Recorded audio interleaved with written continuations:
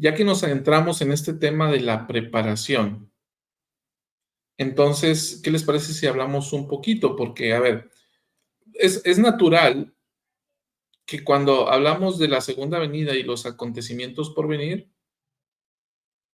tengamos una especie de miedo o cierta incertidumbre, cuando menos. Entonces, la preparación espiritual de la que tú hablabas, Víctor, es fundamental. Hablemos un poquito acerca de esto. ¿Puedo citar un poco el hecho histórico que hizo la diferencia en el primer siglo? ¿Sí? Em, en Mateo 24, no sé si lo puedas proyectar, Víctor. ¿Yo lo Es, pongo? Chava, ¿Me dice, dijiste diciendo, Mateo qué? ¿mande? ¿Mateo qué? 24. Para Sí. nosotros es muy entendido que estamos hablando de la segunda venida, ¿no? Y se está profetizando que el templo sería destruido. Eso ya pasó, eso ya no es profecía, eso es historia. Pero Pero ahí Cristo le está hablando a personas que vivían no más allá del 33 después de Cristo, ¿no? O sea, todavía estaba por ahí él, y el templo estaba en pie. Pero si adelantamos hasta el versículo número 14, 15 y 16, vamos a ver ahí entonces que dice: "Y será predicado el evangelio del reino en todo el mundo para testimonio a todas las naciones, y entonces vendrá el fin". Eso es algo que a lo mejor estamos esperando, ¿no? Pero dice: "Por tanto, cuando veáis la abominación desoladora de la cual habló el profeta Daniel, quedaos en el lugar santo". Y después dice: "Entonces los que estén en Judea huyan a los montes, y el que está en la azotea no descienda para sacar algo de su casa". Podemos nosotros verlo como profecía, lo que viene. Cuando veamos como ya lo peor viniendo, tenemos que permanecer en lugares santos y tenemos que huir a los montes, ¿no? Lo entenderíamos así. Pero también le está hablando a los cristianos, a los recién conversos del primer siglo. ¿Por qué? Porque para el año 66 después de Cristo, hubo un comandante llamado Gallo que llegó de Roma a atacar Jerusalén. Llegó con armamento, llegó con varios miles de hombres, y había un grupo de judíos que estaban defendiendo, coordinando toda la defensa, que eran los celotes, no los elotes, los celotes, y ellos, pues, por alguna razón lograron vencer al grupo romano y les ganaron. Pero entonces pasaron 4 añitos más, y entonces llega, ahora sí, 60,000 soldados romanos, y masacran y destruyen toda la ciudad, destruyen el templo en el año 70 y, pues, se acabó. Murió en esa época, se estima que el 90% de los judíos de todo el mundo, o sea, casi se nos extinguen. ¿Cuántas El pu personas murieron ahí, César, aproximadamente? Creo que 1,100,000, si mal no recuerdo, es lo que dijo Flavio Josefo, ¿no? Que era como el 90% de la población de Jerusalén. Ujú. Ahora, cosa interesante. Si tú ves Jerusalén sitiada 4 años antes y ves que ganan los judíos, dices: "Ah, pues ya le hicimos". Pero Cristo había dicho: "Cuando vean esto, huyan a los montes". Entonces, hay al menos 2 autores cristianos que relatan que en ese lapso de tiempo entre que Gallo fue derrotado de parte de los romanos y llegaron los romanos y se vengaron y acabaron con todos, incluso los que querían huir los crucificaban. En ese lapso hubo un montón de ciudades que se fueron hacia una ciudad más al norte, no recuerdo si se llamaba Pela o algo así esta ciudad, pero que Ella. estos grupos de ajá, Pella, pero que estos grupos de cristianos fueron los que se salvaron, y si nos ponemos perspicaces, seguramente eran los que estaban atentos a cuando vean estas cosas, córranle. Yo me imagino, entonces, imagínense una estaca de aquella época diciendo: "Ay, pero esto faltan muchísimos años, ¿para qué estudian? ¿Esto de qué les sirve para su salvación?". Eso fue la diferencia entre la vida y la muerte, ¿no? Para muchos de los primeros conversos, el estar atento a las señales. Ah, Entonces, va de eso. ¿Para qué estás atento a la segunda venida? Bueno, pues, por ejemplo, el presidente Nelson habló de que vienen días en los que no podríamos sobrevivir si no acrecentamos nuestras facultades espirituales, ¿no?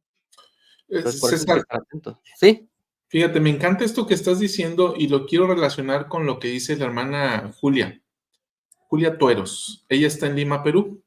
Y dice, a ver, hermano, ¿cómo me preparo yo si tengo poco tiempo de bautizarme? Y todavía no trabajo o trabajé en la obra del Señor.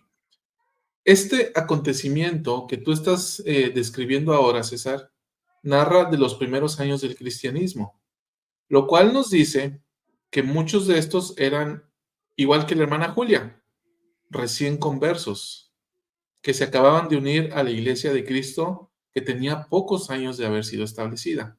Entonces, haciendo ese símil entre el acontecimiento que estás describiendo y lo que está viviendo la hermana Julia Tueros, ¿cómo funcionaría? ¿Cuál sería una aplicación válida de esto, César? Pues mira, primero la iglesia no se rige por antigüedad. Eh, Finalmente, el Salvador mismo dice que los últimos serán los primeros y los primeros serán los últimos, ¿no?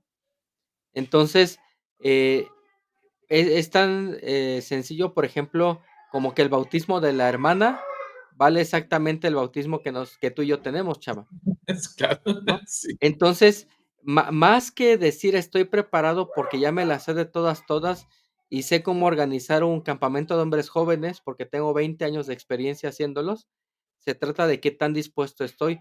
Y ahí vienen las cosas interesantes, porque igual es el mismo, digamos, la misma dificultad. Si un miembro de 50 años o un miembro de uno le dicen, oye, deja todas tus cosas y sal de tu casa, cuesta exactamente lo mismo, ¿no? Y hasta yo podría pensar, el hermano más viejito puede que le cueste más dejar lo que ha, por ya toda la opinión que tiene de años atrás, ¿no? Entonces, más que nada es estar dispuestos desde donde estamos y desde cómo estamos a seguir al Señor.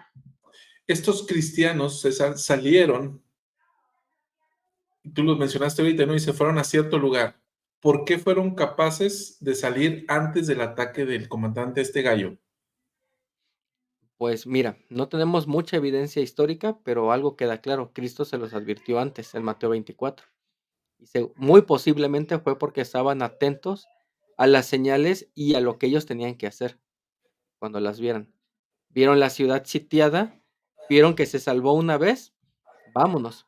Pregunta, ya pasamos por una pandemia, ya vimos la ciudad sitiada. Sí, ¿Cuántos ya tienen almacén?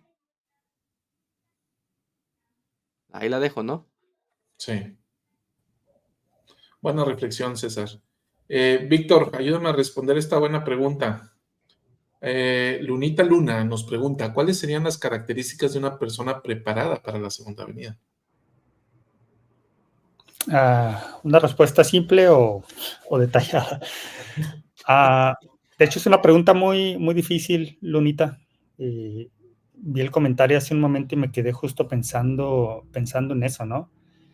Pero podría resumirlo con 3 o 4 cosas. Una persona que ha hecho convenios, con el Señor. Una persona que se esfuerza en guardar esos convenios. Y una persona que se preocupa por sus semejantes o se ocupa por el bienestar de sus semejantes, incluida su familia, desde luego. Agrego otra, Víctor. Échale. Fundamental escuchar la voz del profeta viviente. Sí. Estar escuchando al profeta viviente es fundamental y vamos a ir viéndolo, ¿no? En las futuras, desde esta o las siguientes transmisiones, vamos a ver cómo alguien que está preparado, alguien que realmente se está preparando, está escuchando al profeta viviente. Ahora, fíjate, un dato interesante ahora que mencionas eso, Salvador. En esta destrucción que ya mencionaba César, se estima que había entre 10,000 y 20,000 miembros de la Iglesia de Cristo en Jerusalén en ese tiempo, comparados con 1,000,000 y algo de habitantes, como 1,100,000 habitantes. Es decir, era realmente una minoría. Y sí vemos, ¿no? Que se sugiere, o la historia sugiere, que la mayoría de los miembros de la iglesia se salvaron porque supieron huir a tiempo. Y aquí hago el símil con esta época también, ¿no? Si lo comparamos con la población de la humanidad, son pocos los santos de los últimos días que han hecho convenios, son pocos los que escuchan al profeta o los que escuchan la voz de Jesucristo, digamos que para ponerse a salvo, ¿no? Y en este caso no estamos hablando ni siquiera de una destrucción de la ciudad en donde estamos, lo cual podrá ser en algún momento el caso, pero si nos vamos a este presente, no tiene que ver con ese tipo de destrucción, tiene que ver, sí, posiblemente con una destrucción espiritual, de la cual tenemos que estar prevenidos, ¿no? Y hago nada más este comentario, este dato, para que se vea que la iglesia de Cristo siempre ha sido una minoría y no lo era diferente en ese tiempo, ¿no? Podríamos llegar a pensar, pues, ya con la predicación de los apóstoles, de los 12 apóstoles originales, bueno, de los 11, y más los que fueron llamados después, seguramente todo Jerusalén fue convertido, y la realidad es que no, era una minoría, era ni el 5% de los habitantes de Jerusalén que se consideraban miembros de la iglesia de Cristo. Y tal como estamos ahora, ¿no? Somos una minoría. Dice por aquí la hermana Angélica